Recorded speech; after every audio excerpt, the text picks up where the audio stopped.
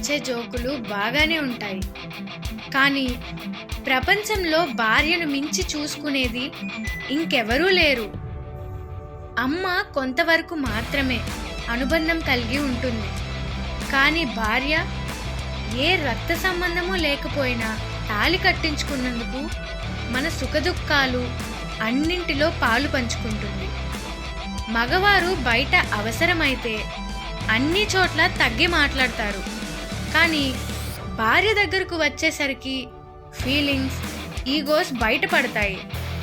నిజంగా ఒప్పుకోవాల్సిన విషయం ఏమిటంటే, భార్యలు ప్రేమించినంతగా భర్తలు భార్యలను ప్రేమించలేరు. భర్త ఆరోగ్యం పాడైనప్పుడు చూడాలి వారి ప్రేమ. తగ్గేదాకా వారు చేసే ప్రయత్నాలు వారికి గుడి కట్టించక్కర్లేదు. కనీసం మనిషిగా చూడండి.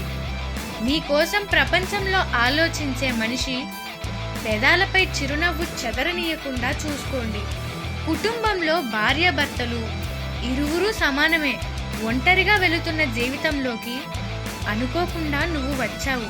అన్నీ తెలుసనుకునే నాకు అనుభూతులెన్నో చూపించావు. ఎదురు చూపంటే తెలియని నాకు ఎన్ని జన్మలైనా ఎదురు చూసేలా చేశావు. సృష్టిలో స్నేహం, ప్రేమ రెండూ గొప్పవనుకున్నాను. వీటన్నింటికన్నా మన అనుబంధం గొప్పదని తెలిసింది. ఇద్దరు మనుషులు కలిసి ఉంటేనే బంధం అనుకున్నాను. కానీ మనుషులు కలిస్తే కూడా బంధం అవుతుందని నీ వలనే తెలిసింది. దూరంలో ఉన్నావని బాధ ఉన్నా నీవు నా వెంటే ఉన్నావని నా మనసు చెబుతోంది. గొడవ జరిగితే కానీ బయటపడవు. అసలు ఎవరి మనసులో ఏముందో చూడడానికి ఏముంది? అందరూ నవ్వుతూ పలకరించే వాళ్ళే. అవసరం ఒకరిదైతే అవకాశం ఇంకొకరిది. ఆ కోపంలోనే మనిషి అసలు వ్యక్తిత్వం బయటపడుతుంది. ఆ కోపంలోనే మనసులో ఉన్న నిజమైన భావాలు బయటపడతాయి. ఆడపిల్లకు పెళ్ళైతే మరో కొత్త ప్రపంచంలోకి, ఇంకో కొత్త జీవితంలోకి ప్రవేశించినట్లే. అత్త తిట్టినా భరిస్తుంది, మామ మాటన్నా పడుతుంది, భర్త కొట్టినా భరిస్తుంది. అటు పుట్టింటి కష్టాలు అత్తింట్లో చెప్పుకోలేదు, ఇటు అత్తింటి బాధలు పుట్టింట్లో పంచుకోలేదు. నిరంతరం నా భర్త, నా కుటుంబం, నా పిల్లలు అనే బంధాలకు బందీ అయి బాధలకు బానిసయ్యి బ్రతుకుతుంది. అర్థం చేసుకునే భర్త లేని అర్ధాంగి అవస్థలు. భర్త ఇంటికి వచ్చేదాకా ఎదురు చూపులు, భర్త ఇంటికి వచ్చేశాక బెదురు చూపులు. మనసు విప్పి మాట్లాడలేక కన్నీటి తెరలు అదిరించి అక్కున చేర్చుకునేవారు లేక బేల చూపులు. సిరి సంపదలు, హోదాలు కంటే అర్థం చేసుకునే వ్యక్తి జీవిత భాగస్వామి కావడం మేలు.